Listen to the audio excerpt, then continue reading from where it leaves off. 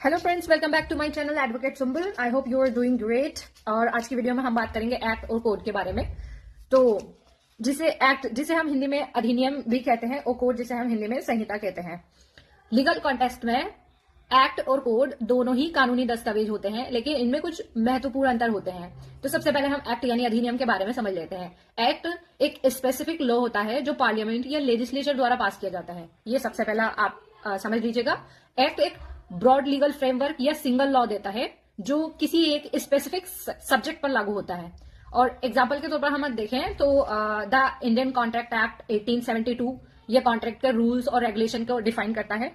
और दूसरा आप देख सकते हैं द कंपनीज एक्ट। चलिए दोस्तों, अब हम बात कर लेते हैं कोड के बारे में। कोड एक कॉम्प्रिहेंसिव कलेक्शन होता है जो मल्टीपल एक्ट्स को एक साथ सिस्टमेटिकली ऑर्गेनाइज करता है। और कोड एक detail set of legal provision होता है जो एक पर्टिकुलर सब्जेक्ट से संबंधित होता है। एग्जाम्पल के तौर पर हम देखें तो इंडियन पीनल कोड यानी आईपीसी 1860 जो अभी बीएनएस है, और ये कंप्लीट क्रिमिनल लॉ सिस्टम है जो अलग अलग क्राइम्स और उनकी सजाओं को डिफाइन करता है। और इसके अलावा आप सीआरपीसी सीपीसी भी कोड के ही एग्जाम्पल्स हैं। और अगर हम मेजर डिफरेंसेस के बारे में बात करें तो पार्लियामेंट या लेजिस्लेचर द्वारा पास किया गया एक स्पेसिफिक लॉ होता है एक्ट।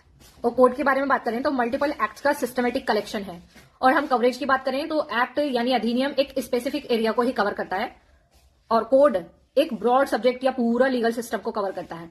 एग्जाम्पल के तौर पर मैंने आपको बताया इंडियन कॉन्ट्रैक्ट एक्ट 1872, आप एक्ट का एग्जाम्पल देख सकते हैं। और CrPC, IPC, Indian Penal Code 1860 ये सारे कोड के एग्जाम्पल्स हैं। अगर साधारण शब्दों में मैं बात करूं तो एक्ट एक पर्टिकुलर लॉ होता है और कोड एक स्ट्रक्चर्ड और डिटेल्ड कलेक्शन होती है जो एक ब्रॉडर लीगल फ्रेमवर्क देती है।